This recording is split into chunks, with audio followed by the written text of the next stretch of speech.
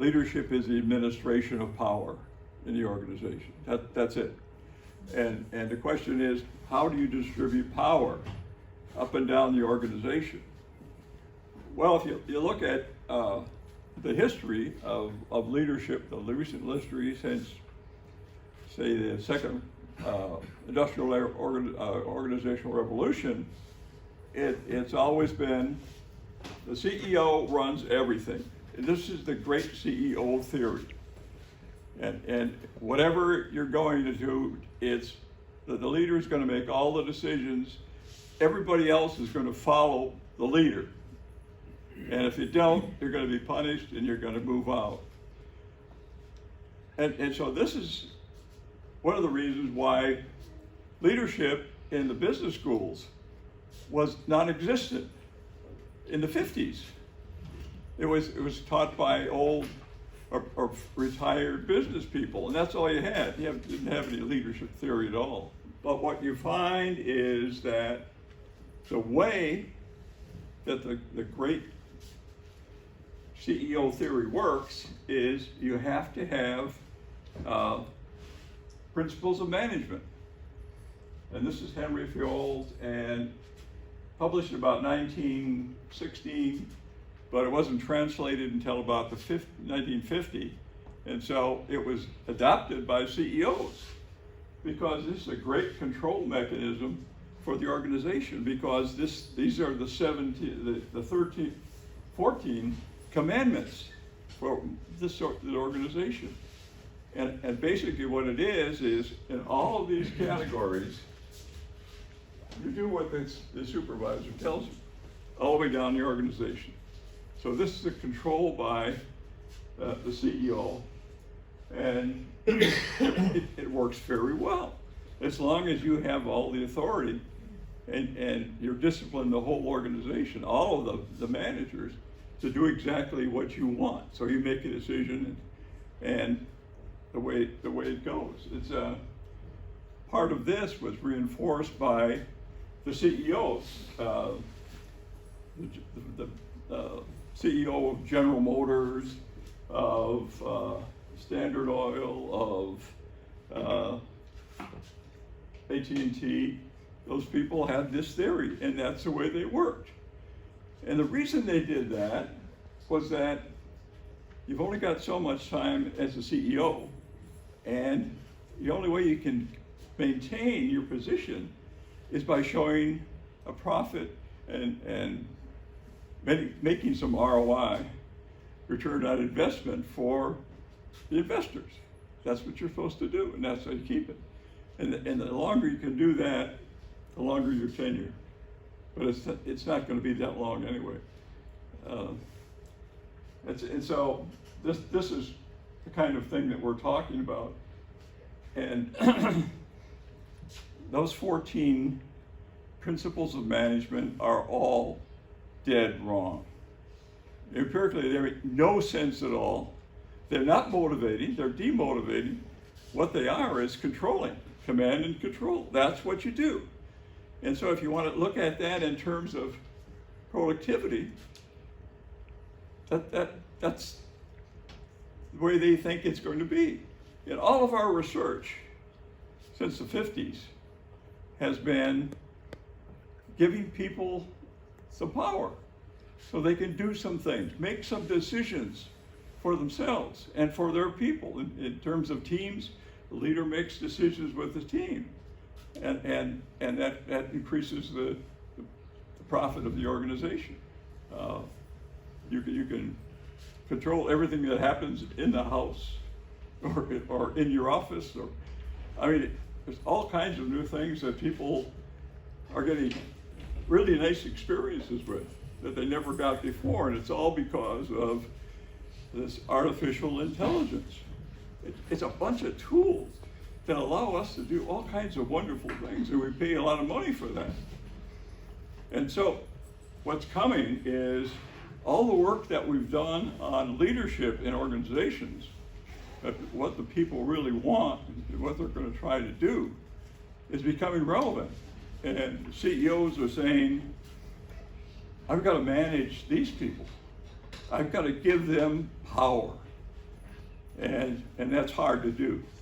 But I have to give them power because I get rewarded by their performance. And the right power I give them, to distribute the power in the right way, the leadership, is going to make all the difference in the world. And that's coming because the Silicon Valleys all over the world are being led by CEOs who say, yeah, we've got to figure out how these people create new products. You're going to have people who are really effective, and you treat them very special, you make them as effective as you can. And you have others who just want to hold on, and the difference between the two is half speed and full speed. And those supervisors who are smart enough to develop the productive people get the highest rating. So it's all the criterion is for the team, the average contribution of each follower, and that was it was very clear in the original version, and the original version was based on VIA theory of Victor Broom and work theory of Dick Hackman. But then we applied it to real organizations, to building a real organization and staffing it and training and all of that, producing. And what we found was it's all dyadic. And you have to find out what people want.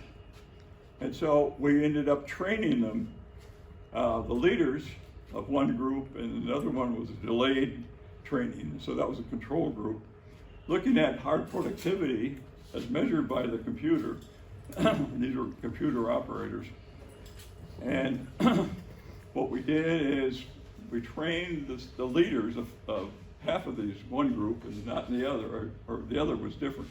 One group was LMX leadership, which talked about you need to go sit down with each one of your people and ask what's going on, what they want, where they're going, and then make some promises. Leader, member, work alliance. That you sit down and agree on what you're going to do and how you're going to do it. And they're going to agree on how I'm going to support you and how I'm going to do that. And if you can get that in your organization, that's the ultimate team organization. It works. It works very well. And this was 1976 was the first edition of it in Marv's handbook. And it went through all the details. And since then, we've developed all sorts of answers to specific questions of how do you do this. And the latest test is right here.